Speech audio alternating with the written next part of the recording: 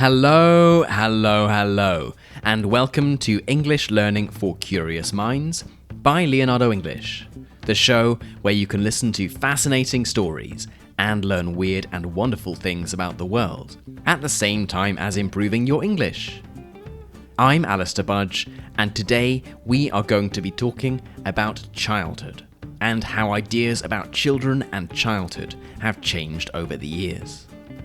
We'll start by looking at early ideas about the role of children and concepts of childhood. Then we'll look at when and why this started to change, how the modern ideas of childhood came about, how this was in conflict with industrialization and the resolutions that were made. Then we'll look at the creation of the idea of the teenager and why the idea of the adolescent didn't really exist in the same way before. And finally, we'll reflect on modern and future childhood and ask ourselves whether it really is true that the childhood of children today is not as innocent and carefree as yours or mine might have been. Okay then, a short history of childhood. Now, with this show, we often cover big, monumentous topics or historical events. The French Revolution, fake news, pirates. In today's episode, we're covering something that is, on one level, a lot less monumentous, a lot less covered in the history books: children and childhood. Yet, for each and every one of us, we have experienced childhood. We have all been children. Perhaps, if you are one of our younger listeners, you might still consider yourself a child now. Even if you aren't a younger listener, perhaps you would still consider yourself a child. And for those of us who are no longer children, perhaps we have our own children who are still in their childhood. Perhaps they are now young adults, or perhaps they have grown up and had children of their own. The point is that childhood, or at least being a child, is something that unites us all, and this is what we'll explore today. We'll focus on the ideas of childhood in Britain, but we'll also touch on ideas of childhood further afield too. There are some important questions to think about before we start on this journey. What exactly is a child? What is childhood? When do you stop being a child, and for what reasons? And when you stop being a child, what do you become? We will explore all of these questions in due course, but I raise them now to get us thinking before we dive into the history. Now, historians are in fact somewhat divided over the idea of childhood before the Enlightenment, around 300 years ago. The French historian Phillipe Ariès, who wrote the seminal 1960 book L'enfant et la vie familiale sous l'Ancien Régime, which was translated into English as Centuries of Childhood, simply believed that childhood didn't exist until the 17th century. Famously, he wrote that in medieval society, the idea of childhood did not exist. Firstly, infant mortality was so high, with anywhere from 30 to 50% of babies dying before their first birthday. Given that such a high proportion of children would die, it simply wasn't practical to devote your emotional energy towards them, nor to invest time and effort in their growth. This certainly isn't to say that medieval parents were cruel, emotionless, and felt no love for their children, but rather that death was so commonplace that the death of a child was not unexpected, and therefore was less of a tragedy than the death of an infant would be today. In medieval times, so the theory goes, if a child was lucky enough to survive its first few years, it would help its parents with household work and farming. There simply was little time to play or develop creatively, as we encourage children to do today. Nor was there the belief that this was an important thing for children to do. Children didn't tend to celebrate their birthday. They celebrated their saint's day, the day on which the saint they would be named after was celebrated. For this reason, many people didn't really know how old they were. What's more, there was this puritanical Christian idea of original sin, the idea that man comes into the world in sin. And so newborn babies needed to be freed from this.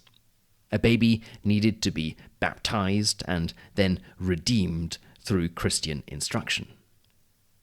If they were lucky enough to be born into a relatively wealthy family and to survive past their first birthday, they might receive a religious education. But the purpose of this wasn't to allow them to expand their mind and think for themselves. It was to help them on their journey towards Christian salvation.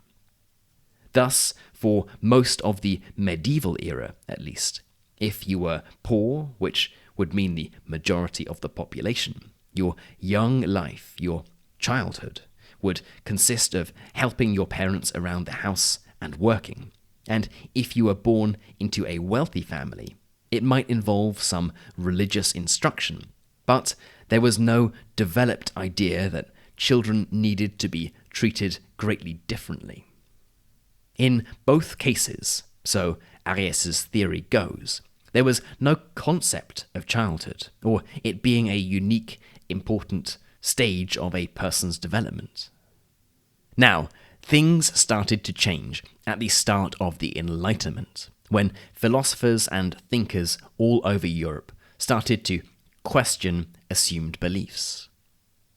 When it comes to childhood, the first revolutionary idea came from the Englishman John Locke, who proposed that an infant, a newborn child, was a tabula rasa, a blank sheet of paper, in need of education and instruction from his elders. Thus, it was the parents' responsibility to educate and nurture their children, to make sure that they were able to make their way in the world. Fast forward a few decades, and across the English Channel, the Swiss philosopher Jean-Jacques Rousseau proposed another new and revolutionary idea relating to the development of children. He proposed that children had their own innate natural way of developing, guided by their emotions. The idea was that by nurturing children in the right way and allowing them to explore on their own, they could start to reason, and being able to reason was the aim for man. They should be free, but there should also be a closer bond between mother and child. At this time, especially mothers from wealthy families wouldn't breastfeed their children, instead sending them to wet nurses, female servants who would breastfeed them instead of the mother. Rousseau placed a great importance, firstly on the child having its own freedom to explore, but also on the bond between mother and child. This was crucial to a healthy, happy, and successful childhood. Rousseau even defined 3 stages of childhood development.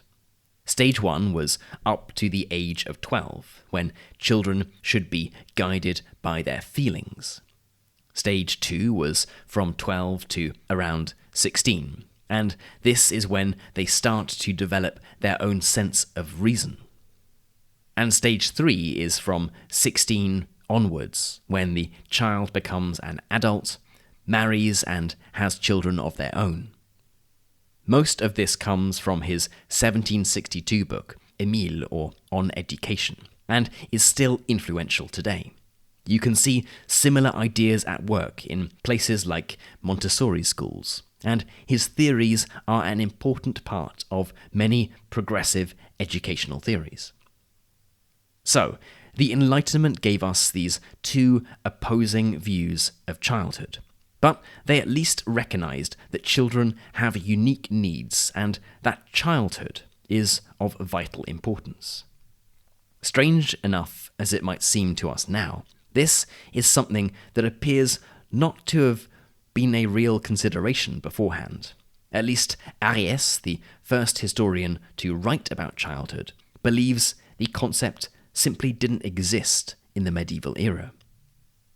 The Romantics, who appeared toward the end of the 18th century, went a step further than the Enlightenment thinkers, imagining children as free, pure, and innocent, only to be corrupted by the rules of society.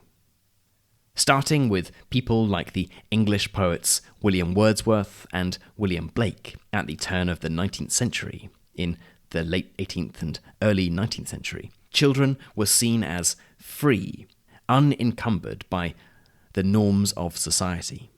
Children should be spontaneous, free to do what they want, to learn from what is around them, rather than being forced to learn from textbooks. Children also started to appear in works of art, often naked and smiling, showing their innocence. The English Romantic poets linked childhood to the power of imagination and believed that children were closer to God than adults. Children were capable of things that adults were not, and the adult world corrupted the innocence of children. We can see how this is so very different to the original ideas of childhood, and even of John Locke's vision, where he suggested that children were blank slates that needed instruction. Now, through the Romantic movement in Britain, childhood became almost holy, a time of innocence, the only time in a human's life where he or she was completely free, and thus it was a time to be cherished, a time of vital importance. But at the same time as the Romantic poets, the Industrial Revolution was just getting started. Great Britain was a deeply unequal society, and the creation of factories and lack of any kind of real social security system pushed more and more children into work.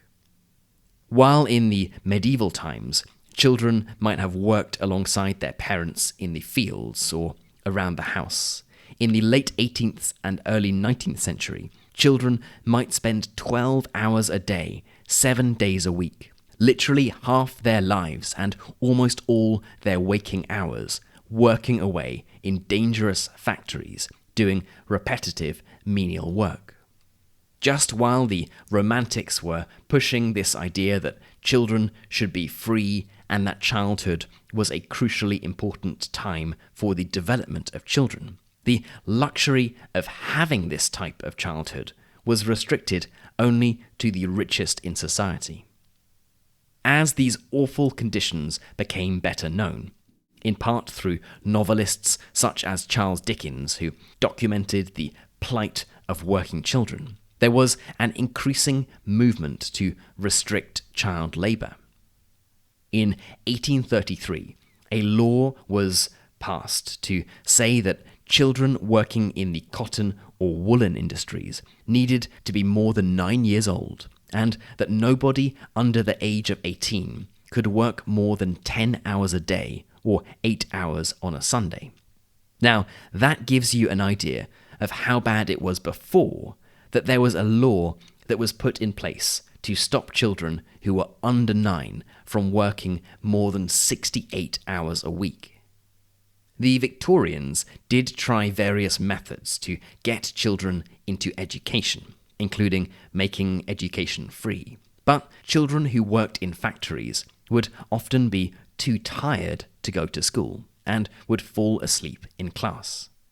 Children in much of Victorian Britain were breadwinners. They were responsible for bringing money into the house, and so simply not working wasn't an option for them.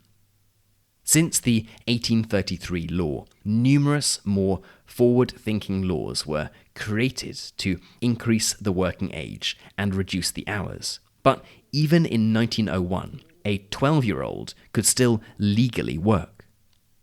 Although for the average child in Victorian Britain, a childhood wasn't much of a childhood at all. The Victorians were very influential in creating the modern idea of what a childhood should look like.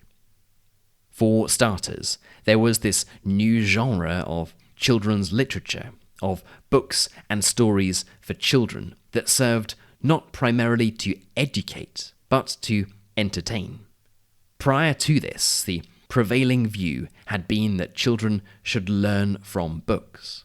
Yes, there were books for children, but they taught them morals, how to behave, and how to live in society.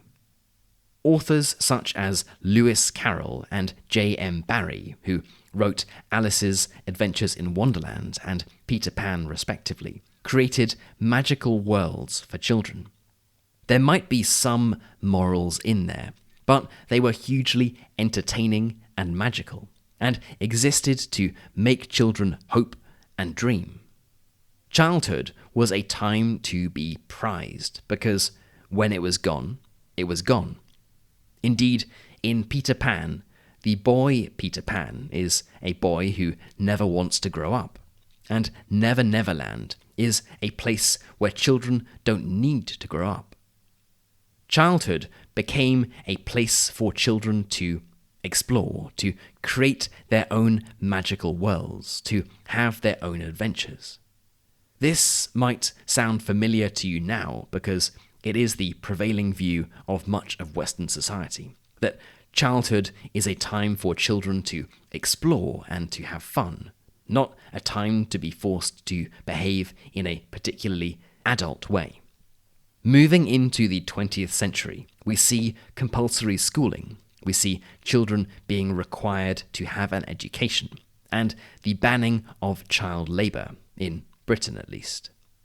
It is widely agreed that an education is an important part of a child's development and of childhood, but numerous different ideas about what this education should consist of emerge. Indeed, what education should look like is certainly not something that any country seems to have figured out, and certainly how to effectively help children learn foreign languages still is a hot topic of debate. Moving on to childhood in the 20th century, there is one very important addition to childhood that we haven't touched on yet: the invention of the teenager. The term teenager started to be used in 1944 to identify children in adolescence, technically children who are from 13 to 19 years of age. Previously, children in this age group weren't given any special treatment. They weren't considered any differently, really.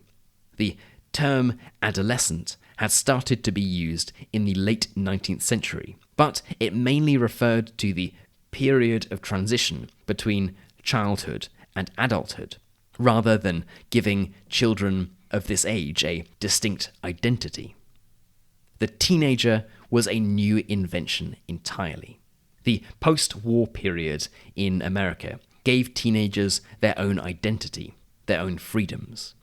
Films were made for teenagers, and companies realized that they could sell products to this discrete audience that was different to children.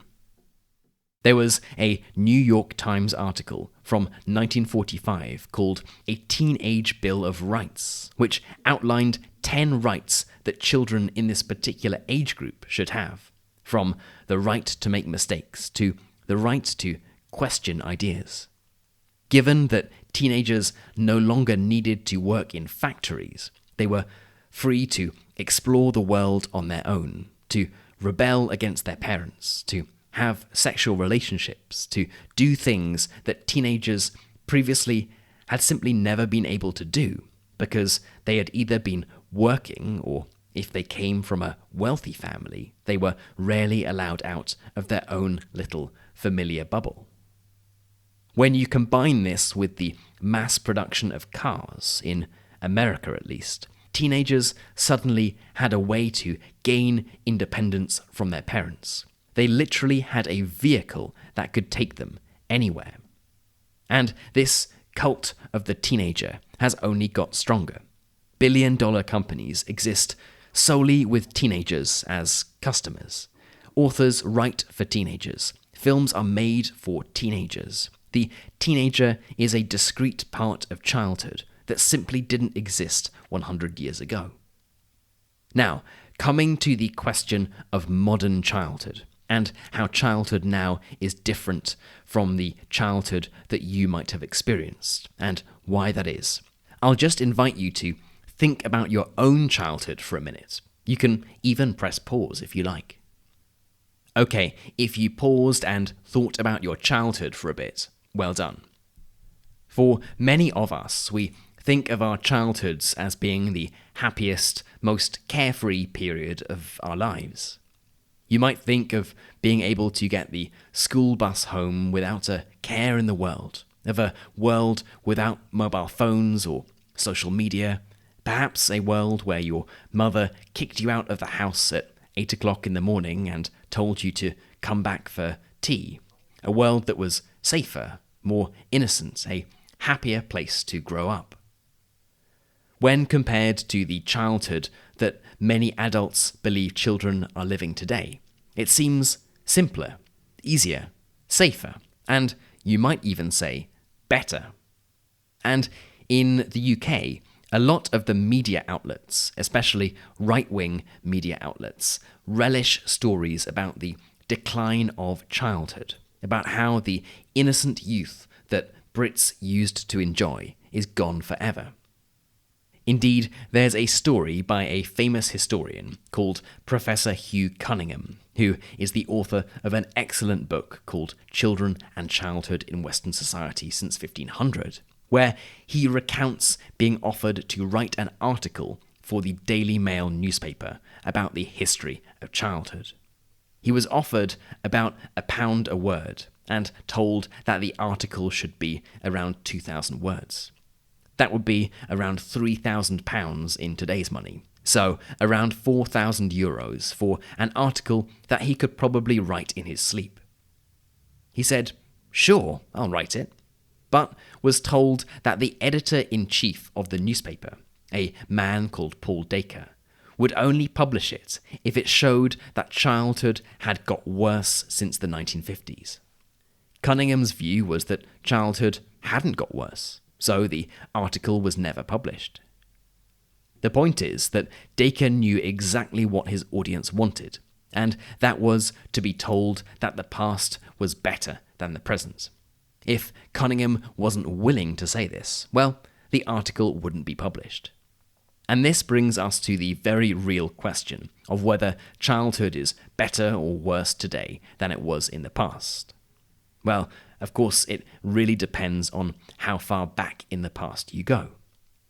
If we are talking about the medieval or Victorian era, or even childhood in the first half of the 20th century, when you might have finished school at 13 and started working, well, I think I'd prefer to try my luck with the pressures of social media over working 12 hours a day in a coal mine. But if we are talking about a childhood in the 1970s, let's say, then it's probably safer to say that the problems are simply different. Children today have opportunities that simply didn't exist even 10 years ago, let alone 50 years ago. From opportunities to connect with other children from all over the world to the opportunities to access any information they want. These opportunities come with their fair share of risks, but it seems too binary and short-sighted to say childhood now is simply better or worse. At least we can be happy in the knowledge that most societies have recognized that childhood is a fundamental part of a human's life, a time for adventure, a time to be curious, a time to learn, a time to play, a time to laugh, a time to experiment. Childhood has certainly come a long way since its creation, if you are to believe Phillipe Ariès. Remember, he was the French historian who said it didn't exist until the 17th century. And as our idea of what is a correct and proper childhood has continued to evolve, this would suggest that it will continue to evolve in the years to come. Childhood is a process of figuring out how the world works, what sort of person you are, and what sort of person you want to be. It's perhaps appropriate that even as adults and as a wider society, we are still figuring out what sort of childhood is right for our children. Okay then, that is it for today's episode on childhood. I hope it's been an interesting one and that it's made you think about your own childhood in a slightly different way. As always, I would love to know what you thought of this episode. How do you think childhood is different from what it was when you were growing up? Is it better, worse, the same, or just different? And as we mainly dealt with childhood in Britain today, how is the evolution of childhood in your country different? I would love to know. You can head right into our community forum, which is at community.leonardoenglish.com, and get chatting away to other curious minds. You've been listening to English Learning for Curious Minds by Leonardo English. I'm Alistair Budge. You stay safe, and I'll catch you in the next episode.